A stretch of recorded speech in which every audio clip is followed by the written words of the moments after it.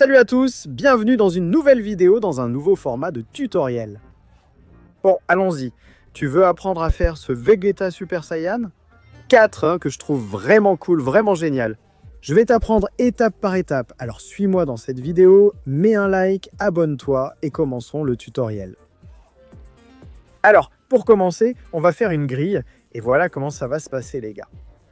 Si tu veux apprendre à dessiner à 100% sans avoir à regarder des tutoriels, il te suffit d'accéder au lien dans la description ou épinglé dans les commentaires pour devenir mon élève en dessin. Bon, on a divisé notre feuille, on a fait une grille là. Si tu trouves que c'est trop rapide, tu peux ralentir la vitesse de la vidéo. Et là, tu peux regarder très lentement. Comme ça, ce sera beaucoup plus facile pour toi que de simplement regarder le dessin ici. Bon, alors, on a fait le visage là, puis les cheveux, et maintenant, on est en train de faire le bras et les mains.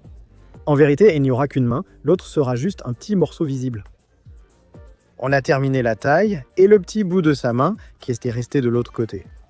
Et bien, après ça, on commence à repasser les contours de notre dessin, et c'est le moment où il faut vraiment faire très attention.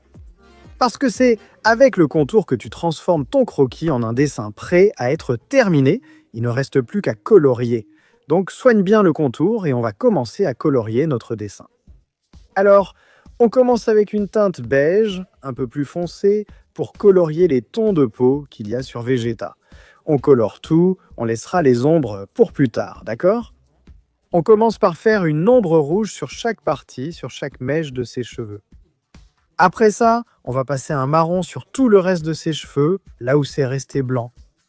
On laisse les parties où on a mis du rouge sans passer le marron pour que ce rouge ressorte bien parce qu'on va faire cet effet-là sur lui. Bon, on a terminé cette partie avec le marron. Maintenant, on va revenir avec le troisième crayon ici, qui sera le marron le plus foncé pour les cheveux. Avant cela, j'avais déjà terminé l'ombre de la peau. Il ne restait que la finition. Ensuite, je vais encore faire quelques autres histoires ici. D'accord. Et c'était ce que je vous ai dit. Le marron le plus foncé, là dans ces autres parties, pour qu'on puisse renforcer certaines parties des cheveux qu'on veut. Et ce n'est pas tout, on va revenir avec le noir pour finaliser le reste des cheveux. Après ça, je vais encore passer une petite couche de rouge pour que ce rouge-là ressorte bien. D'accord, les cheveux sont terminés. Il ne nous reste plus qu'à commencer le reste du dessin. J'ai peint les yeux en jaune, les contours des yeux en rouge. J'ai fait une ombre plus foncée avec un marron un peu plus intense dans les tons de peau. Et maintenant, on va commencer à colorier son corps ici. Et pour colorier le corps, les amis, on va utiliser des tons de rouge. Que se passe-t-il? J'utilise un marqueur de base, cette teinte de rouge que vous voyez. Et à partir de là, on met 2 à 3 couches ici avec le marqueur pour que ce soit vraiment sympa. Ensuite, on va commencer à appliquer les ombres. Les ombres auront 2 tonalités. Et la première, celle que je fais maintenant, est une tonalité d'ombre plus claire. Mais malgré tout, c'est plus foncé que la base.